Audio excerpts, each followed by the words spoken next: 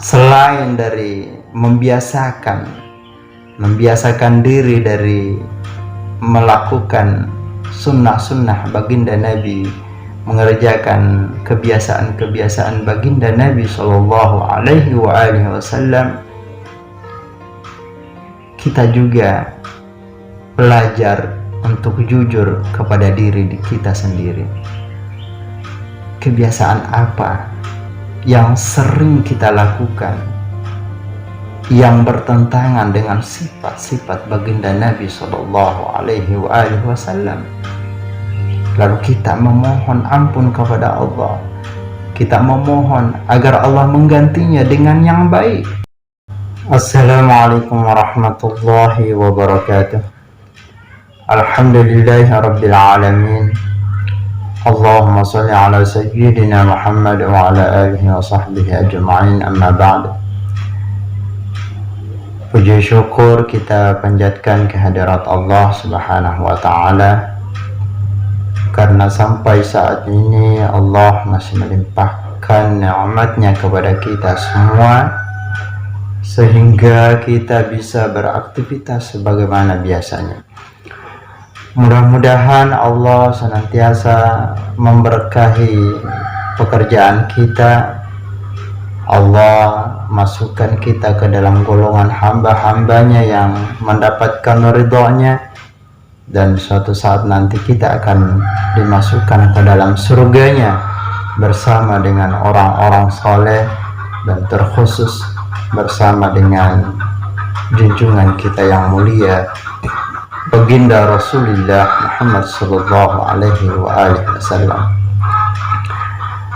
Kemudian salam dan salawat kita sampaikan kepada junjungan kita yang mulia baginda Rasulullah Sallallahu Alaihi Wasallam.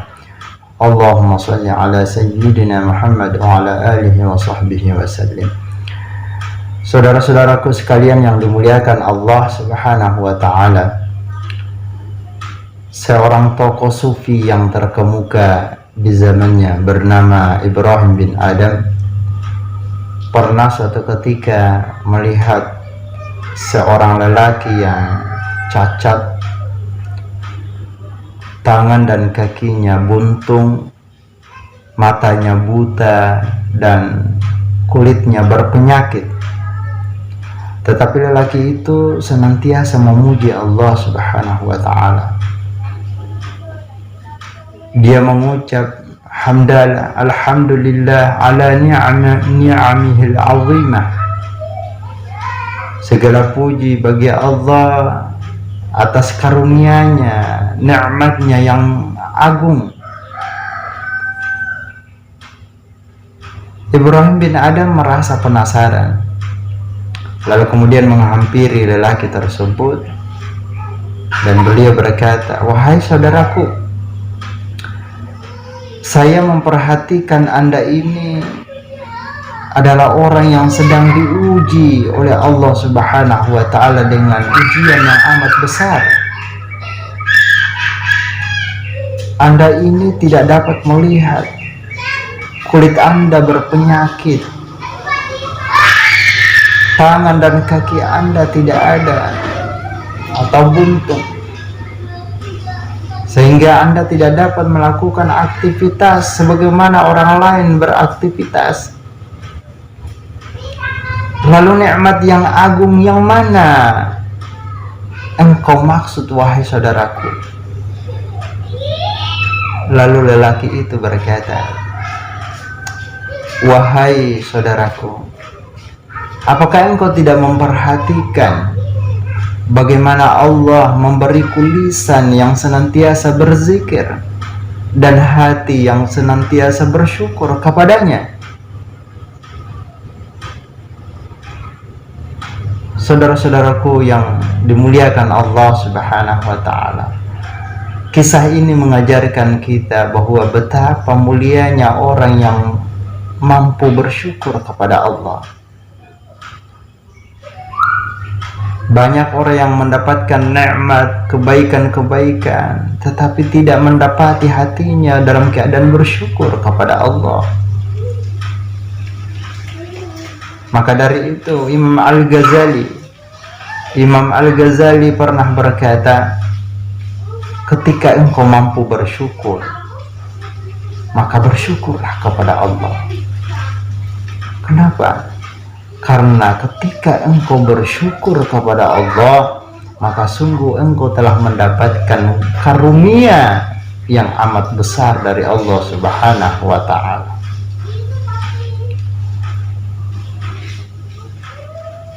Orang yang bersyukur identik dengan orang yang hatinya lagi senang, lagi bergembira. Hanya saja cara mengekspresikan kegembiraan itu yang berbeda-beda. Ada yang tertawa, ada yang menangis malah karena saking gembiranya. Ada juga yang melakukan aktivitas berpoya-poya, melakukan perbuatan atau kegiatan yang tidak bernilai positif atau negatif. Ada juga yang melakukan aktivitas atau perbuatan yang bersifat positif. Maka dari itu,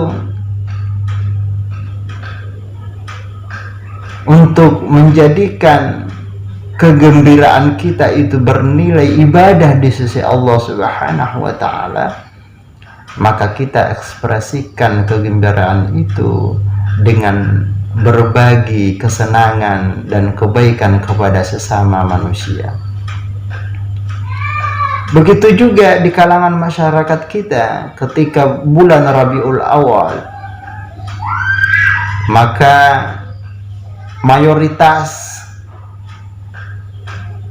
masyarakat yang ada di Indonesia ini melakukan acara peringatan kelahiran baginda Nabi Shallallahu Alaihi Wasallam sebagai suatu bentuk ekspresi kegembiraan, di mana kita bersyukur, kita melakukan acara peringatan kelahiran baginda Nabi Shallallahu Alaihi Wasallam sebagai rasa tanda syukur kita telah mendapati seorang nabi yang mulia, telah menjadi umat dari baginda Rasulullah, telah menjadi umat dari sosok manusia yang terbaik, makhluk yang terbaik. Kalau orang-orang terdahulu dalam kitab-kitab samawi, para nabi-nabi terdahulu mendapatkan kabar di dalam kitab mereka bahwa suatu saat nanti akan lahir seorang nabi di akhir zaman, makhluk yang terbaik. Lalu mereka merasa senang, bergembira. Apalagi kita sebagai umatnya, umat yang selalu ada di dalam doa-doa baginda Nabi Shallallahu Alaihi Wasallam, umat yang selalu di dalam pikir dan risau baginda Nabi Shallallahu Alaihi Wasallam. Bahkan pada saat di akhir hayat beliau, kita selalu disebut-sebut di hadapan Allah Subhanahu wa ta'ala, karena beliau mengkhawatirkan kita, beliau merisaukan kita, beliau memohon jaminan kepada Allah Subhanahu wa ta'ala agar tidak dikecewakan, agar Allah senantiasa memelihara kita.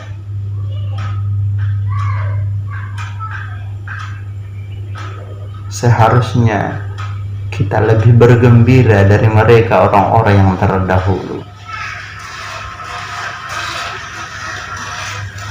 Saudara-saudaraku sekalian yang dimuliakan Allah, maka dari itu Allah Subhanahu wa ta'ala berfirman di dalam Al-Qur'annya, qul bifadlillah wa birahmatih falyafrahu.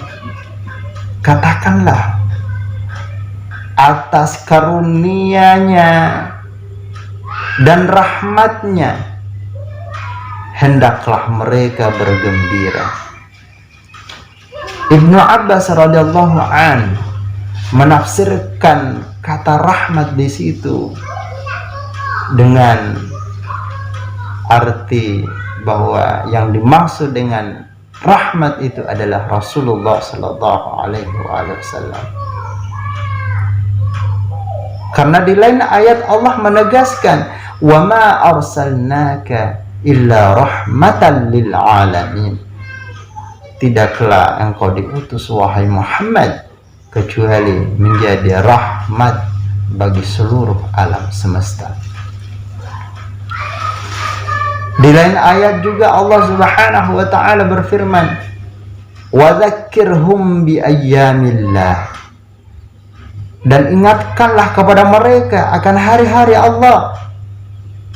Para mufassir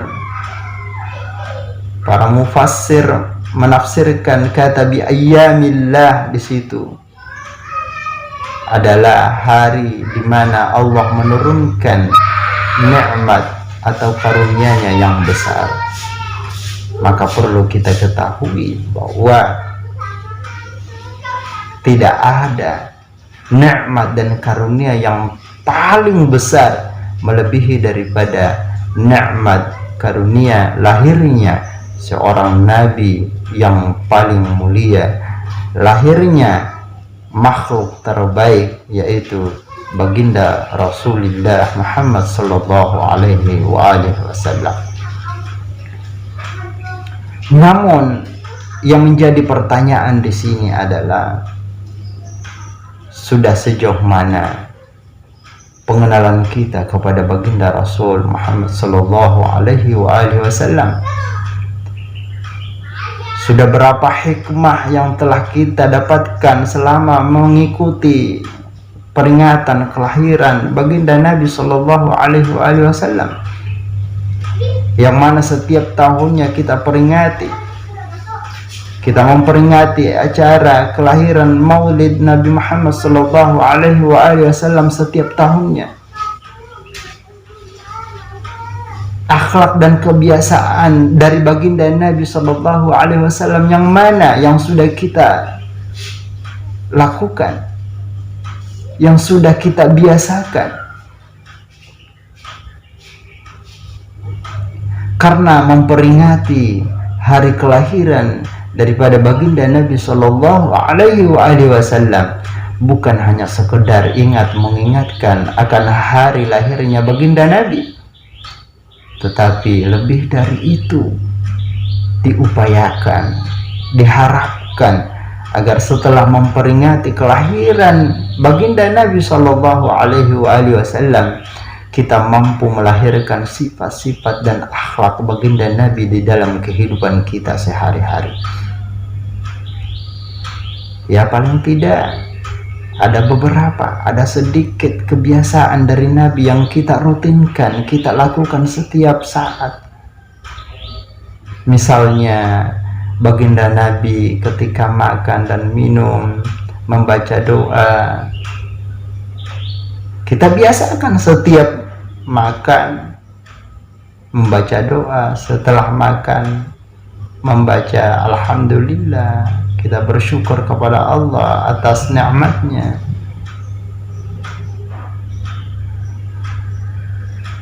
Paling tidak pada saat kita minum, kita membiasakan cara minum Rasulullah, yaitu dengan meneguk sebanyak 3 kali, tidak sekaligus. Membaca di awalnya dengan kalimat basmalah, dan setelah meminum kita membaca alhamdulillah. Semakin banyak kebiasaan dan sunnah baginda Nabi sallallahu alaihi wasallam dan kita istiqamah di dalam melakukannya, maka akan semakin dekat kita dengan Rasulullah sallallahu alaihi wasallam. Semakin kita istiqamah di dalam mengerjakan sunnah-sunnah baginda Nabi sallallahu alaihi wasallam, akan semakin menjaga diri kita dari hal-hal yang tidak disukai oleh Allah dan Rasulnya. Karena ketika ada peluang untuk melakukan kemaksiatan, pada saat ada peluang untuk melakukan perbuatan yang tidak disukai oleh Allah dan Rasulnya, kita langsung mengingat Rasulullah Sallallahu Alaihi Wasallam. Saudara-saudaraku sekalian yang dimuliakan Allah, kemudian setelah selain dari membiasakan diri dari melakukan sunnah-sunnah baginda Nabi, mengerjakan kebiasaan-kebiasaan baginda Nabi Shallallahu Alaihi Wasallam, kita juga belajar untuk jujur kepada diri kita sendiri. Kebiasaan apa yang sering kita lakukan yang bertentangan dengan sifat-sifat baginda Nabi Sallallahu Alaihi Wasallam? Lalu kita memohon ampun kepada Allah, kita memohon agar Allah menggantinya dengan yang baik. Kalau misalnya selama ini hati kita masih banyak kebencian kepada umat baginda Nabi, masih banyak prasangka yang buruk terhadap saudara kita, umat baginda Nabi, maka tanamkan di dalam hati bahwa kita jujur pada diri kita bahwa perbuatan itu sangat bertentangan dengan perbuatan atau kebiasaan baginda Nabi Sallallahu Alaihi Wasallam.